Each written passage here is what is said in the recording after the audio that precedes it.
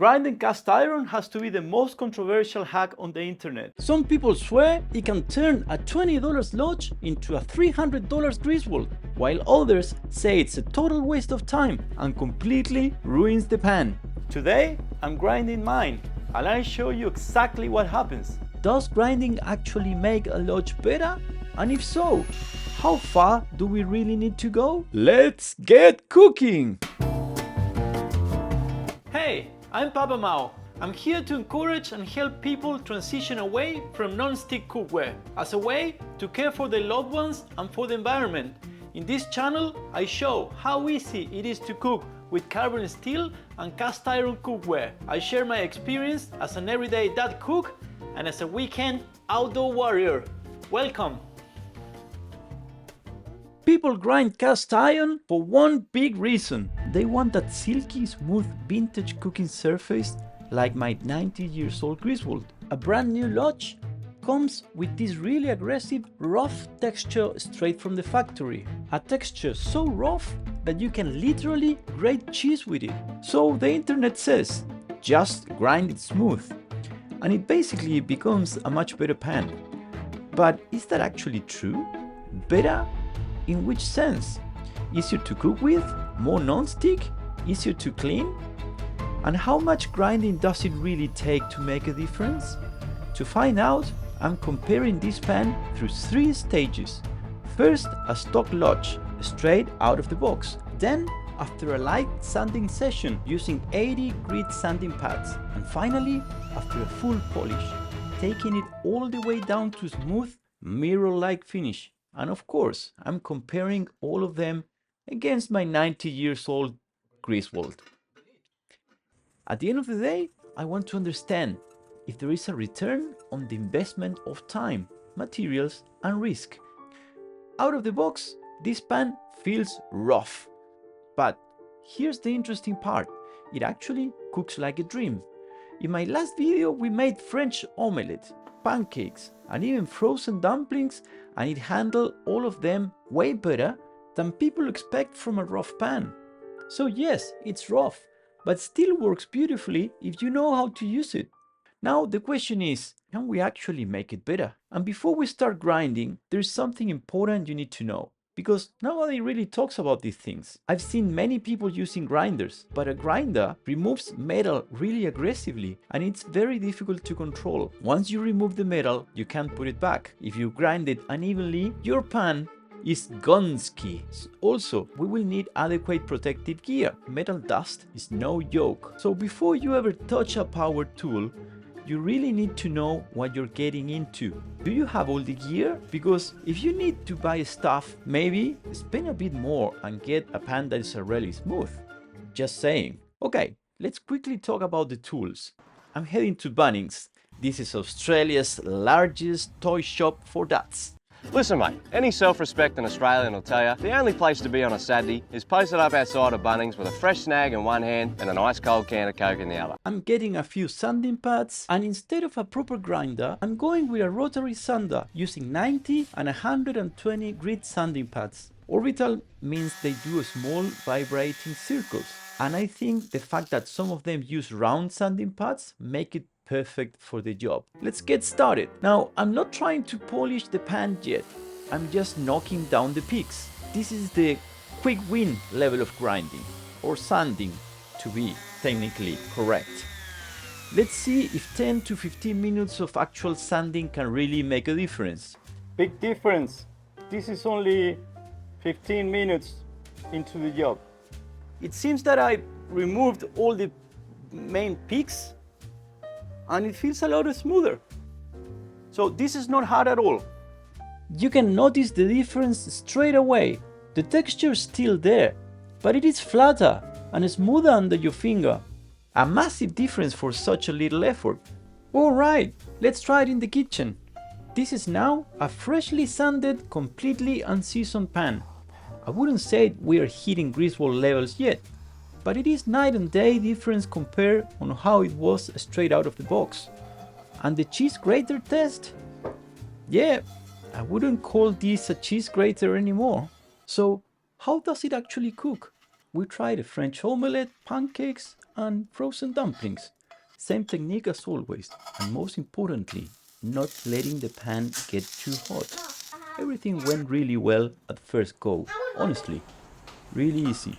Grandma, I want one. And my little helper was very happy with the results. Delicious. Now, I know people freak out when I say this, but this pan has no seasoning. I'm cooking straight on bare metal, but that's a controversy for another video. What really surprised me was this. The spatula slides so much easier. It just feels nicer to cook with, I have to be honest. And the best part, it didn't take much to get here. I'm not sure if it makes the pan objectively better, because it was already perfectly good for cooking. But I would absolutely prefer if Lodge pans came from factory with this texture. Alright, now let's push the pan even further. This is where things stop being a quick win. I'm going through an entire box of 80 grit pads and then stepping up to 120 grit for a finer finish. This is the point of no return, where things can go south very quickly. And immediately I realized something. The job is monumental. What I'm finding is that it's becoming increasingly hard to get to the bottom of all those valleys. If you want a perfectly flat and smooth cooking surface, you really need to get all the way to the bottom. I tried my absolute best for 3 hours. 3 effing hours, man. I went through an entire box of 90 grit pads, 12 of them, and then burned through 10 more pads of 120 grit. This is a box, 10 pads, $40. They are really effective at the beginning, but after 3-4 minutes, you start putting a lot of effort and not getting a lot of return. Basically, pretend they are free.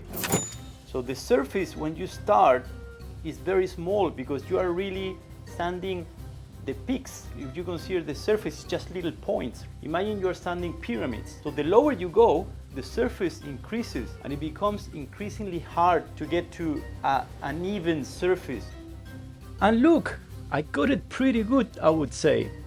But if you want this perfectly flat and fully polished, you would probably need another full box of pads and another couple more hours of your life. Once I finally tapped out, I moved to the polishing phase. I used 2 polishing compounds that I had at home. The white first to cut and remove sanding marks, followed by the green for finishing, and a drill with a polishing pad. At the end, the results were really impressive. The cooking surface was super smooth. The cheese test was crazy. Comparing the rough walls to the polished center was night and day. Even the sound your fingers make on it tells you everything. So I took this completely unseasoned, freshly polished pan and went straight to the kitchen. The omelette? Mate, it was gliding. The pan was smooth as silk, no seasoning, no tricks, just pure surface smoothness doing this thing. But here's the challenge with polished pans. They don't hold seasoning well. The surface is almost too perfect and the oil doesn't have anything to grab onto. So to fix that, I use a trick that works beautifully. Simmering a 50-50 mix of vinegar and water for about 10 minutes. This creates a micro texture on the surface and that helps the polymerized oil stick much better. It also helps developing the darker patina we all love in a well-seasoned cast iron pan. Shout out to Noah for showing this in his YouTube channel. If you haven't already, check him out. Great content and amazing storytelling. And this is the final result. Not bad, hey? And this is the very first cook after just 1 round of seasoning. I'm going to speed the video up with no cuts so you can see the entire process from start to finish. I'm using a standard teaspoon of olive oil and about 3 grams of butter. Notice how the pan is only warm at the beginning, no splattering, no smoke, and the cooktop setting is set at low heat. The egg changes color gradually, not instantly. Once the egg turns completely white, you're past the critical part. Now, it's time to confirm the test. The egg must be gliding, From here, you can turn the heat up as much as you want. It won't stick as long as you keep it moving every now and then.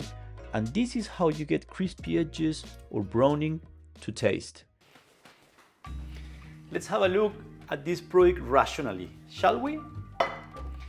If you want to achieve a perfectly smooth cooking surface, you need hours of work, expensive tools, sanding pads, and protective gear. If you need to buy all of that, I'm pretty sure you could buy the most expensive cast iron pan in the market, or even an actual vintage Griswold. So rationally, no, the project doesn't make sense at all, unless you already have all the gear, you have plenty of time, and you love DIY projects. If that's you, why not?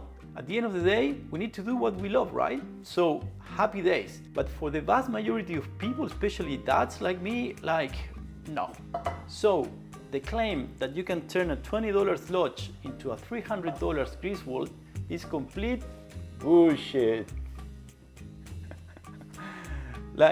You will spend the money, but you will only end up with a $20 polished lodge. You can smooth modern cast iron, but you cannot give it 90 years of history like this guy. Plus, it's really a lot lighter. Now, there's some good news and a big surprise for me. It only takes 15 to 20 minutes of standing the rough pan to make a huge difference in the cooking surface. I was blown away. Seriously, wasn't expecting that difference in that little time, and that's the quick win. Sanding your pan with 90 grit for 20 minutes will give it 10 years of constant use. You will find that the spatula glides, everything glides a lot better, doesn't get stuck in the aggressive texture of the new pan. Now, will that make cooking with your pan easier? Personally, I don't think so. This is still cast iron. You need to use proper technique to make it work. In the previous video, we showed how we managed to cook the most technical food with a completely rough, out-of-the-box pan. A smooth pan will not save you if you don't use it properly. At the end of the day, the pan matters, but the cook matters more.